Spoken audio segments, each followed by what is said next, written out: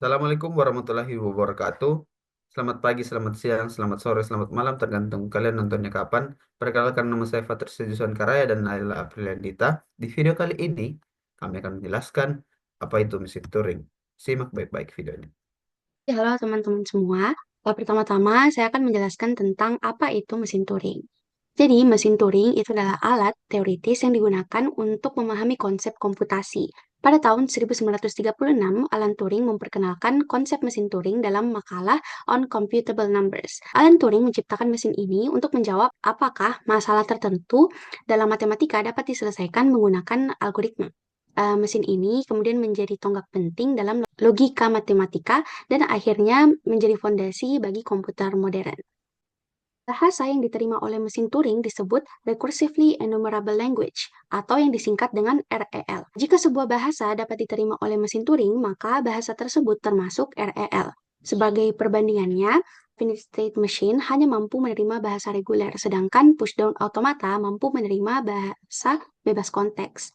Dan selanjutnya, mesin Turing ini jauh lebih kuat karena dapat menerima REL yang mencakup kelas bahasa yang lebih besar.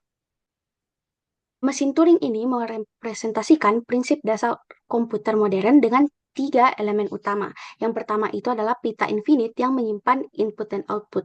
Yang kedua adalah kepala mesin yang mampu membaca simbol dari pita, menulis simbol baru, dan bergerak ke kiri atau ke kanan. Dan terakhir ada state machine atau diagram keadaan yang menentukan langkah-langkah berdasarkan simbol yang dibaca dan status mesin saat ini. Nah, selanjutnya, mesin Turing secara formal didefinisikan oleh 7 komponen atau tuple. Komponen ini meliputi Q yang merupakan set keadaan yang memastikan mesin memiliki status operasi. Yang kedua, sigma atau set simbol input yang mewakili data yang akan diproses.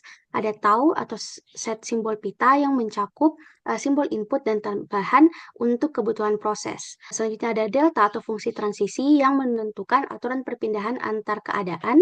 Ada Q0 atau keadaan awal di mana tempat mesin memulai prosesnya, ada B, simbol kosong yang digunakan untuk ruang kosong pada pita, dan F adalah set keadaan akhir, yaitu tempat mesin berhenti. Oke, selanjutnya cara kerja mesin Turing ini mengikuti proses berbasis transisi kondisi, yang dimana fungsi transisi itu mendefinisikan langkah-langkah mesin.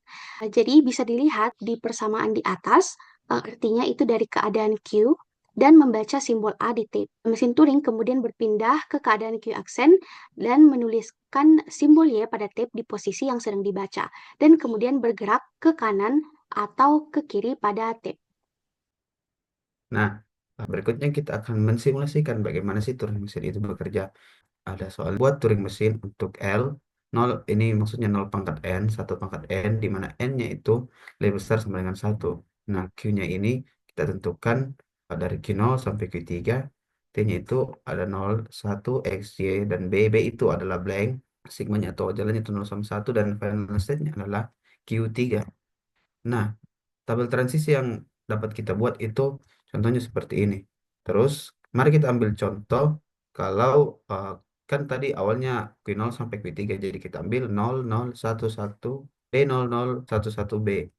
Lalu, apa yang harus kita lakukan? Yang kita harus lakukan itu bagaimana caranya supaya ini 0011 bisa menjadi XXYY untuk semuanya. Nah, awalnya kita membuat salah satu dulu nih dari X-nya kan awalnya di sini adalah 0. Awalnya itu Q0 merupakan keadaan initial state. Jadi di sini Q0, Q0 yang ditulis terus 0. 0 itu maksudnya di sini tadi ada 0. Dia akan berubah menjadi Q1 X lalu akan R. Jadi maksudnya dia akan berubah state dari menjadi Q1 dan yang 0 awalnya menjadi X dan dia akan bergerak ke right, ke kanan. Lalu step berikutnya yaitu Q1-nya.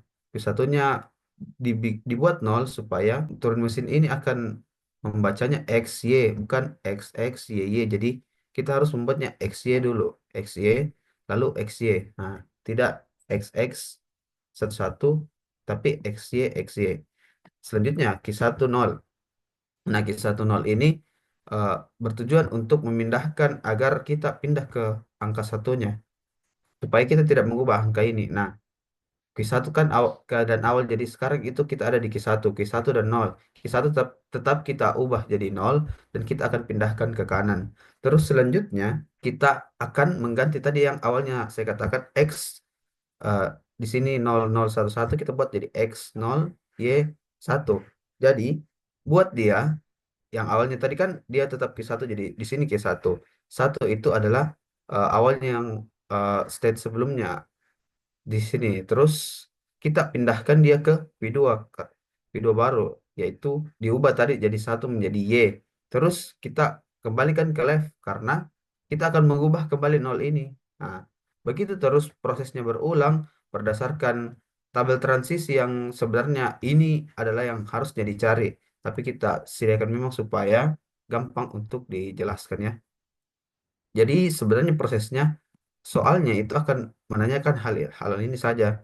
Jadi kita harus menentukan ini karena ini kita bertujuan agar transisinya yang kita buat itu x y y-nya bisa bisa sampai di kondisi hal. Jadi akhirnya nanti itu di state yang di sini y ini harus Q3. Nah, ini Q3 y r, Q3 y r. Lalu akan halt Q3b. Artinya kalau halt proses dapat diterima. Nah, terus apa sih aplikasinya Turing mesin ini? Nah, Turing mesin ini dirancang khusus untuk menghitung bilangan real pada tahun 1963 yang dikatakan oleh Alan sendiri. Nah, apa apa dampaknya sebenarnya ini Turing mesin? Nah, perkembangannya itu ada pada teori komputasi. Teori komputasi itu seperti yang kita gunakan sekarang ya, compiler dan interpreter. Terus yang kedua ada compiler dan sistem operasi. Yang ketiga pengembangan algoritma. Yang keempat AI dan machine learning. Kelima itu sistem perangkat lunak. Jadi sangat banyak ya dampaknya Turing mesin di kehidupan kita dalam pengembangan komputer modern. Nah, keunggulannya itu dia itu universal. Maksudnya, dia itu bisa menyelesaikan algoritma apapun sebenarnya. Yang kedua, yaitu dasar untuk pengembangan komputer modern. Yang sebelumnya saya jelaskan tadi, bahwa ring mesin ini bisa berkembang pada teori compiler dan interpreternya. Jadi, sangat cocok untuk dasar pengembangan komputer modern. Terus, pemahaman batasan komputasi ini maksudnya adalah dia bisa tahu sejauh mana algoritma ini dapat diselesaikan dan tentu saja keunggulannya itu pengaruhnya luas. Buktinya sampai sekarang kita menggunakan bahasa-bahasa seperti Python dan kawan-kawan. Kekurangannya ini alatnya teoritis, jadi sebenarnya alatnya cuman berdasarkan teori dan yang kedua tidak efisien time dan space complexity-nya. Kenapa bisa? Karena algoritma yang diselesaikan, misalnya algoritma yang susah diberikan, nah itu pasti akan memakan waktu yang lama. Yang ketiga, kesulitannya adalah masalahnya yang kompleks. Jadi kembali lagi ke time dan space complexity-nya, dia itu tidak efisien jika misalnya kita menyelesaikan algoritma menggunakan Turing mesin. Nah, sekian presentasi dari kami. Terima kasih.